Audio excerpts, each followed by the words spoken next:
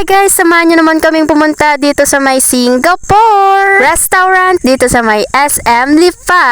Dadayo kami dito ng tanghalian sa may SM Lipa dito sa may Hawker Chan ng Singaporean restaurant dahil wala lang, gusto lang namin. By the way, first time ko nga palang kumain dito at first time namin kumain dito. Napili namin ito dahil naman maiba naman yung kainin namin dito sa may SM Lipa. Kung bagay parang may thrill. Medyo kakaunti pa nga lang yung tao dito kasi kabubukas lamang ng SM o diba sobrang aga namin. So yung mga time na to nag-aantay na lamang kami dahil umu-order si ate ng pagkain namin. And tada na nga at nakapasok na nga kami dito at na waiting for the pagkain na nga kami. So bago nga pala kami mag-uli ay dumaan na nga kami dito para kumain kasi tanghali na rin naman. Una nilang sinerve yung soup tapos ibinigay ko kay Luna yung kutsara kasi nga nagliligalig na siya so para naman may malaruan siya habang nag-aantay kami ng pagkain. So maya pa ay dumating na nga yung aming in-order at ito nga pala yung akin. Ito nga pala ay pork. Tapos yung sa iba naman ay chicken. And hindi ko alam na sobra palang the best yung mga pagkain ng mga Singaporean. Kaya nga yan si Luna kain ng pansit. Hindi siya yung typical na pansit lang sa atin kasi iba yung pagkakapansit niya pero sobrang sarap niya talaga. Kaya naman sobrang na-enjoy ko at sobrang na-enjoy namin kahit yung iba hindi na nagkandadaubos talaga. So maya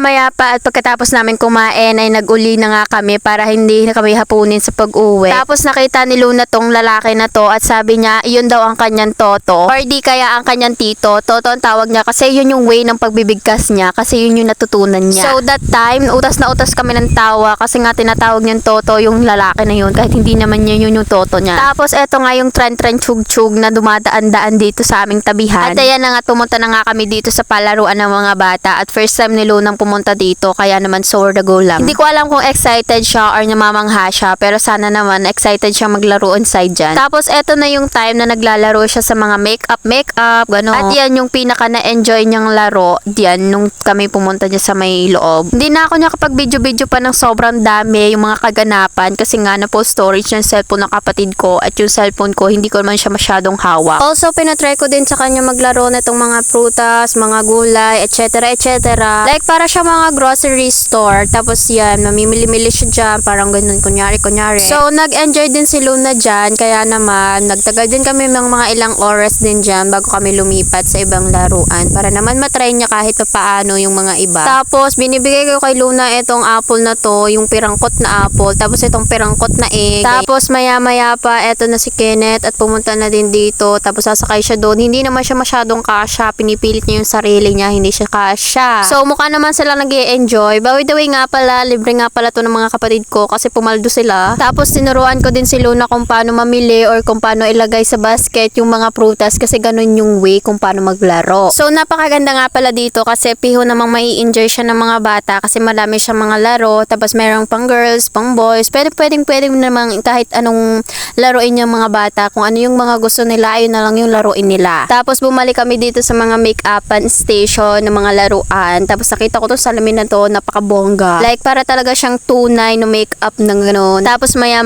pa ay naglaro si Luna nitong mga box na to na may mga magnet sa gilid-gilid. So pwede mo siyang buuin kung ano yung gusto mong buuin, ibuo mo na. Tapos eto si Kenneth sumakay na nga sa may gulong. Tapos tinawag ko siya, sabi ko pipicture silang dalawa kasi first time nila dito na magkasama at syempre for the memories na din na magkasama sila dito. Kasi nga naman sobra nga naman lumaki ng mga bata for today. Okay, eto na nga si Luna at hawak-hawak yung blower. Ayan, tuwa siya. Tapos maya pa niyakag ko si Luna doon sa maraming bolang maliliit doon sa para naman makapag-enjoy siya. Akala ko mag-e-enjoy siya, matatakot pala siya. Hindi ko alam kung bakit siya natakot pero nung umiiyak siya nung nilagay ko siya doon at ayaw niya mag-slide. Akala ko matutuwa siya sa pag-i-slide kasi lagi siya nag-i-slide doon sa pool namin sa bahay. Pero hindi pala siya matutuwa kasi nga natatakot siya. Siguro sobrang daming tao. Or di kaya natatakot siya kasi sobrang daming bola nga naman. Hirap na hirap nga akong lumakad at time. Kaya naman no choice kami, bumalik kami dito sa may makeup station kasi doon lang naman yung gusto